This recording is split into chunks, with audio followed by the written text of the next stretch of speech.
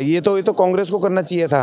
जैसे 26 जनवरी 1950 को संविधान लागू हुआ तो उसके बाद कांग्रेस को इस पे काम करना चाहिए था। यूनिफॉर्म सिविल कोड पहले बनाना चाहिए था। पता क्या लिखा हुआ उसमें? बाबा साहब ने लिखा हुआ हर नागरिक के कॉन्स्टिट्यूशनल अधिकारों को सुरक्षित करने के लिए एक यूनिफॉर्म सिविल कोड बने, और उस सिविल कोड में तमाम नागरिकों, क्योंकि हमारा देश विविधताओं का देश है और इसमें SC ST अलग हैं, माइनॉरिटीज़ अलग हैं, अल्पसंख्यक वो अपना क्या कहते हैं OBC अलग हैं और जनरल अलग हैं, और महिलाएं अलग हैं। महिलाएं 50% महिलाओं की आबादी उसमें अलग है। तो उन्होंने यूनिफॉर्म सिविल कोड की आर्टिकल 44 में जिम्मेदारी लगाई थी, जो इन्होंने पूरी नहीं करी। अब बीजेपी भले ही द्वेष से लेकर के आ रही है, लेकिन उसमें आधा काम तो हो चुका है, क्योंकि बाबा साहब ने जो हिंदू कोड बिल बनाया था और प्रस्ताव रखा था इस देश की महिलाओं के लिए, जिसमें विवाह, जैसे हिंदू पहले बहुत सारे विवाह करते थे, जैसे मुस्लिम करते हैं, वैसे हिंदू भी बहुत सारे विवाह करते थे। पता है आपको? क्योंकि कोई महिला के बच्चा नहीं हो रहा है, या कोई महिला मर गई, या कोई उसको पसंद नहीं आई, तो वो दूसरी तीसरी वो कर लेते थे। ठीक है जी, वो शादियां कर लेते थे, कोई पाबंदी नहीं थी। तो इसीलिए जब बाबा साहब हिंदू कोड बिल लाए तो उन्होंने उसमें एक शादी का, जो शादी विवाह का मामला, उसमें एक शादी का प्रावधान है, प्लस उन्होंने महिलाओं की पैतृक संपत्ति में हिस्सेदारी और पति की संपत्ति में, शादी के बाद पति की संपत्ति में हिस्सेदारी उसको करा। फिर उन्होंने तलाक का, क्योंकि आदमी तो छोड़ देता था किसी महिला को, अगर वो बच्चा नहीं पैदा हो रहा है, कुछ है, अपनी कामियाँ करके उसको छोड़ के दूसरी शादी कर रहा है।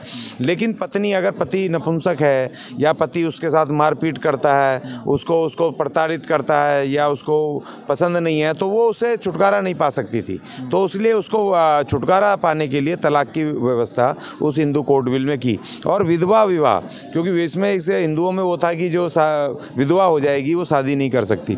तो ये सब कुछ प्रावधान महिलाओं के लिए, मतलब बेसिक प्रावधान थे जो उनको आज़ादी दिलाने का प्रावधान थे। तो 1952 में जब उन्होंने ये बिल रखा तो वो बिल सारे जो धार्मिक पक्ष के थे, हिंदू मुस्लिम, सब ने वो गिरवा दिया। तो बाबा साहब ने तब इस्तीफा दिया था इसी बिल को लेके, महिलाओं के अधिकारों को लेकर के किया। फिर 1956 में फिर इन्होंने, नेहरू सरकार ने फिर वही बिल, हिंदू कोड बिल को 4 अलग अलग टुकड़ों में, हिस्सों में करके शादी का करने का उन्होंने बनाया, और दूसरी तलाक का, सबका अलग अलग बनाया। तो ये तमाम चीज़ें थी, और यही यूनिफॉर्म सिविल कोड ये लाना चाहते हैं। तो नहीं, देखिए उसमें ये कि ये भले ही मुस्लिमों को टारगेट कर रहे हैं। वही मेरा सवाल ये है कि क्या जो मुस्लिम स्कॉलर्स हैं, बड़े बड़े मौलाना हैं, वो फिर समाज को क्यों बताते हैं कि यूनिफॉर्म सिविल कोड आपके जो आपका फ़ायदा है, जो आपका पर्सनल लॉ है, उसको ख़त्म कर देगा, उससे जो उनकी आज़ादी वो छीन जाएगी? देखिए, ये जितने भी धार्मिक लोग हैं ना, ये सब धार्मिक लोग अपने धार्मिक जो इनका उत्तराधिकार है या इनका एकाधिकार है, उसको बचाए रखना चाहते हैं। धर्म के नाम पे ये एक बड़े वर्ग को, महिलाओं को गुलाम बना के रखना चाहते हैं। हर धर्म के अपने पर्सनल लॉ थे, हिंदू धर्म का भी पर्सनल लॉ है, क्योंकि शादी जो फेरे करने हैं, शादी करने हैं, महिलाओं को कितनी शादी करनी है, आदमी को कितनी करनी है, विधवा को करनी है, नहीं करनी है, ये सब पर्सनल लॉ है ना, बना रखे हैं। ये भगवान ने थोड़ी कहा है, या तो किसी देवी देवता ने थोड़ी कहा है। उसी तरह कुरान में थोड़ी लिखे हैं, और जो उनके क्रिश्चियंस के भी थे, सबके थे, ये अपने अपने अपने धर्म के होते हैं। लेकिन उसमें आप पहले महिला को, सारे धर्म महिलाओं को टारगेट करते हैं, महिलाओं को कमतर करते हैं, कम अधिकार, उसको पिता की, ऐसा नहीं है, नहीं, वो अब जा करके हुआ है ना उसमें। और उसमें भी अगर नहीं है तो अच्छी बात है, तो आपको सपोर्ट करना चाहिए। अब उसमें क्या है कि 2 शादियों पर प्रतिबंध है, एक से ज़्यादा शादी का प्रतिबंध, शादी ब्याह का जो पहला है यूनिफॉर्म सिविल कोड में, कि जैसे महिला है, वो आदमी है, आदमी कई शादी कर लेता है, तो उसी तरह वो एक ही करनी पड़ेगी। तो तुम्हें एक ही पत्नी के साथ रहना तकलीफ हो रही है, तो एक पत्नी। और दूसरी बात देखिए, मैं बता रहा हूँ, बहुत सारे मैं मुस्लिमों को जानता हूँ जो प्रोफेसर्स हैं, बड़े बड़े एडवोकेट हैं, बड़े बड़े अच्छे पढ़े लिखे लोग हैं। मैं तो एक ही पत्नी है, उनके एक बच्चा, वो बहुत देर में कर रहे हैं, ज़्यादातर पढ़े लिखे हो गए। ज़्यादातर लोगों के पास एक ही बीवी है। जैसे मतलब सुविधा के लिहाज से, मतलब जैसे अरब देश हैं तो उधर 1 2 3 4 भी करते हैं, लेकिन इंडिया में तो ज़्यादातर एक ही शादी करते हैं। देखिए, आज की जो महंगाई के हिसाब से, उसके हिसाब से, और पढ़ा लिखा आदमी है, उसको पता है ज़्यादा ये आप झंझटों में कोई पढ़ना, क्योंकि ज़्यादा पत्नी टेंशन है ना, ज़्यादा बच्चे टेंशन। अब एक पत्नी, पढ़ा लिखा आदमी, एक पत्नी, उसकी तो पढ़ाई 20-30 साल, 30-35 साल हो जाते हैं, PhD UHD करने, प्रोफेसर बनना है, तो उसके बाद एक आध पत्नी शादी करी, एक आध बच्चा किया। जब आप कर रहे हो, ज़्यादातर लोग एक पत्नी कर रहे हैं, शादी कर रहे हैं, तो फिर भैया, फिर तुम्हें इस यूनिफॉर्म सिविल कोड कोड से डर क्या है? ये हमारे मौलाना मौलवी ये जो धार्मिक लोग हैं ये क्यों ऐसे पंगा ले रहे हैं? क्यों नहीं आधी आबादी को ये देखिए दूसरी बात, नुकसान किसी का नहीं है, नुकसान इनका धार्मिक इनका भी नहीं था, ऐसा बड़ा कोई नुकसान नहीं है, क्योंकि उन्होंने जो शादी करनी है उसमें सिर्फ एक है शादी ब्याह में कि आप एक कोई नुकसान नहीं है। और मुस्लिम जो महिलाएं उनको फायदा होने वाला, बहुत बड़ा फायदा। आप देखो किसी के भाई हो, आप किसी के पेट से पैदा हुए हो, किसी के आप बेटे हो, किसी के शौहर होने वाले हो और किसी बेटी का पिता होने वाले हो, है ना। तो आप एक उस नज़रिए से देखिए कि आपकी बहन बेटी माँ, है ना, उनको अगर अधिकार मिल जाएंगे, क्योंकि अभी उनके पास कोर्ट में जाने का अधिकार नहीं है। अभी जब ये यूनिफॉर्म सिविल कोड आ जाएगा तो फिर उनको सीधा कोर्ट में जाने का, तलाक लेने का, मान लो आपकी बेटी है, आप बहन है, इससे शादी कोई जलील आदमी मिल गया, उसको पीटता है, मारता है, उसके साथ अत्याचार करता है, ठीक है, तो उसको तलाक लेने का अधिकार तो हो। इस्लाम में ये तो है ना, इस्लाम में ये है कि अगर आप बन नहीं रही है तो तलाक हो सकता है। बोल रहा था ना तलाक। अभी महिला को भी अपनी आज़ादी और तलाक लेने का अधिकार है। नहीं, देखिए ये जो तीन तलाक का लफड़ा चला था, 3 तलाक पे जो कानून लाई थी, जबरदस्ती बीजेपी वाले टारगेट किए थे। नहीं तो इसका मतलब था ना, महिलाएं बहुत सारी महिलाएं आंदोलन करती थी इस पे, क्योंकि उनको जान छुड़ाने का वो अधिकार नहीं था।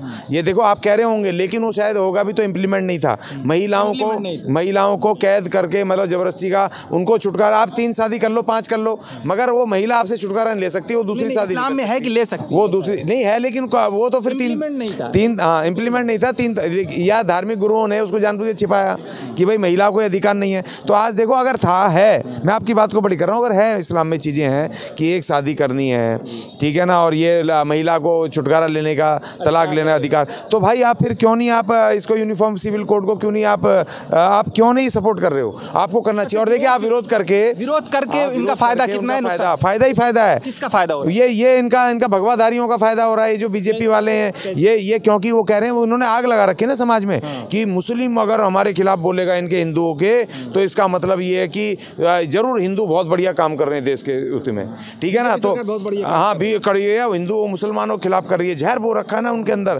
मुस्लिमों के खिलाफ। अगर बीजेपी सरकार की पॉलिसी के खिलाफ बोल रही है, इसका मतलब वो मुस्लिमों के खिलाफ है। तो आप खुद कह रहे हो कि ये तो मान ला रहे हो, ये यूनिफॉर्म सिविल कोड ये हमारे खिलाफ है, हम इससे चिढ़ रहे हैं। क्यों चिढ़ रहे हो भाई? और मैं तो अपील करूंगा, जो मौलवी हैं, मौलाना है, आपके धर्म गुरु हैं, मुख्य है, मैं बहुत सारे मुझे भी जानते हैं, मेरा चेहरा पहचान लेंगे, मैं उनसे अपील कर रहा हूं कि भाई आपको तो खुद अपनी मीटिंग बुला करके और फतवा जारी कर दो, इनके कानून बनाने से पहले फतवा जारी कर दो कि भैया इस्लाम में आज के बाद भारत में सारे मुस्लिम एक शादी करेंगे, और फतवा जारी कर दो कि कोई भी मुसलमान 2 बच्चों से ज़्यादा बच्चे नहीं पैदा करेगा। तो ये कर दो ना, तुम तो देशभक्त हो जाओगे और इनके मुंह बंद कर दोगे, इनको लाभ लेने से रोक दोगे, आप इनकी राजनीति खत्म हो जाएगी। आप कर दो ना, ये घोषणा क्यों नहीं कर रहे हो? आप फतवा जारी करो, क्यों नहीं कर रहे हो? लेकिन इसमें कहीं ना कहीं और बच्चे पैदा भी कर सकते हैं। देखिए, धर्म गुरुओं का जो है ना, अपना खुद का एक अपना दायरा होता है, उसके बाहर वो देख नहीं पा रहे हैं, ठीक है ना। अभी जैसे ये दो बिल लेकर के आ रहे हैं, और दोनों बिल को इन्होंने चश्मा चढ़ा दिया हर आदमी के दिमाग पे, चाहे वो हिंदू हो, क्रिश्चियन हो, सिख हो, सबके दिमाग पे चढ़ा दिया कि ये जो बिल है, एक तो जनसंख्या नियंत्रण और एक यूनिफॉर्म सिविल कोड, ये दोनों बिल मुस्लिमों के खिलाफ ला रहे हैं हम। इन्होंने इस तरह से प्रचारित किया है। लेकिन दुख की बात है, आप बोलिए, सवाल पूछिएगा मुझे। जनसंख्या नियंत्रण पर किसका फायदा, किसका नुकसान है? मुसलमानों का नुकसान है कि नहीं? जो बीजेपी वाले डराते हैं, और खुद मुस्लिम स्कॉलर्स भी कहते हैं जनसंख्या नियंत्रण से मुसलमानों का नुकसान होगा। देखिए, मुझे तो 1% भी मुस्लिमों का कोई नुकसान नहीं दिख रहा, और ये इसमें फ़ायदा ही दिख रहा है मुझे तो ना। जनसंख्या नियंत्रण बिल में भी ये मुस्लिमों का बिल्कुल मुख्य फ़ायदा दिखाई दे रहा है। देखिए, पहली बात तो एक ये कि जिस आदमी ने जनसंख्या नियंत्रण बिल, जिस सांसद ने पेश किया बीजेपी के, रवि किशन, उसके खुद 4 बच्चे हैं, वो हिंदू है, कट्टर बीजेपी का नेता है, उसके खुद 4 बच्चे हैं, पढ़ा लिखा आदमी, 4 बच्चे पैदा कर दिए उसने, 4 बच्चे हैं उसके, और वो बिल को पेश कर रहा है कि 2 बच्चे होने चाहिए, ठीक है ना। अब मैं बताता हूँ कि मुस्लिमों को मेरे व्यक्तिगत राय के हिसाब से क्यों नहीं उनको खतरा है इस बिल से। क्योंकि इस देश के मुस्लिम जो है 98% इस देश के एडमिनिस्ट्रेशन, प्रशासन की नौकरी से बाहर है, आउट है। 98% इस देश के जो संवैधानिक, जो कॉन्स्टिट्यूशनल जो पावर, चाहे फौज हो, चाहे सैनिक बल हो, हो, पुलिस हो, चाहे एडमिनिस्ट्रेशन हो, ब्यूरोक्रेट्स हो, जो भी उसमें हो, उसमें 98% मुस्लिम नहीं है, इक्का दुक्का कोई दिखाई देता है, ठीक है ना। और ये क्या कह रहे हैं कि अगर कोई 2 से ज़्यादा तीसरा बच्चा पैदा करेगा तो उसको नौकरी नहीं देंगे सरकारी, तो मत दो भैया। वो तो बेचारे अभी भी अपने वो छोटे छोटे काम करते हैं, कोई कबाड़ी का काम कर रहा है, कोई मोटर मैकेनिक है, कोई मैकेनिक का काम कर रहा है, कोई वो होटल ओपन करे हुए है, कोई कपड़े बेच रहा है, कोई कुछ कर रहा है। सरकार में तो उनकी कोई भागीदारी है ही नहीं, तो उनको क्या फ़र्क पड़ेगा, क्या फ़र्क है, वो 3 बच्चे 4 बच्चे 5 बच्चे करें, उनको क्या फ़र्क पड़ेगा। लेकिन इनको नुकसान हो जाएगा कि अभी जो हिंदू 3-4 कर लेते हैं जैसे तैसे, जैसे अभी इसने मनोज तिवारी ने कर लिया, दूसरी शादी कर ली, बताओ वो बिल पे के समर्थन में खड़े कि दूसरी शादी सिर्फ बेटा पैदा करने के लिए कर ली, और वो भी तीसरी बेटी हो गई, तीसरा बच्चा पैदा हो गया, तो उनको नुकसान हो जाएगा ना। अब मनोज तिवारी जैसे जो बेटे की आस में अब कैसे दूसरी शादी करेंगे, कैसे वो तीसरा बच्चा पैदा करेंगे, तो उनकी तो जनसंख्या लिमिटेड हो जाएगी। और अभी जो मुस्लिमों के जनसंख्या के उसमें जैसे इनकी साध्वी वो बोल रही थी, कौन सी साध्वी है, नाम भूल गया, कि कम से कम 20-20 बच्चे पैदा करो, हिंदुओं 15-15 बच्चे पैदा करो। जब ये कानून आ जाएगा भाई, मुस्लिम तो पैदा करेंगे, क्योंकि उनको सरकारी नौकरी में है ही नहीं, वो उनको मिलेगी भी नहीं, तो वो तो अपने बच्चे पैदा कर लेंगे, तो तुम्हारे तो कानून के हिसाब से ही 2 ही कर पाएंगे, ठीक है ना। तीसरी बात ये कि इस देश के बजट में जो है उनका जो बजट है, एनुअल बजट में कोई हिस्सेदारी नहीं है। मुसलमानों का क्यों कोई हिस्सेदारी नहीं है, ठीक है, उनके लिए स्पेशल बजट नहीं आता, जबकि 20% वो है ना, मुस्लिम मांगते हैं, तो उनको उसका भी कोई वो नहीं है। तीसरी बात ये, एजुकेशन नहीं देंगे सरकारी तीसरे बच्चे को, तो उनके अपने वो हैं धार्मिक, क्या कहते हैं उनको, वो जो उनके पढ़ने के हैं मदरसे हैं, उनके अपने मदरसे हैं, वो वहाँ पढ़ाते हैं, वो आधुनिक पढ़ाई तो आज भी नहीं करवाते, ठीक है जी, उनको कोई भी दिक्कत नहीं है, ठीक है जी, किसी शिक्षा नहीं देंगे, नौकरी नहीं देंगे, ठीक है ना। आप राशन नहीं दोगे, वो राशन आपके मुश्किल से ही लेते हैं, ठीक है ना, और दवाई गोली नहीं कराओगे, उनके नीम हकीम बहुत सारे हैं,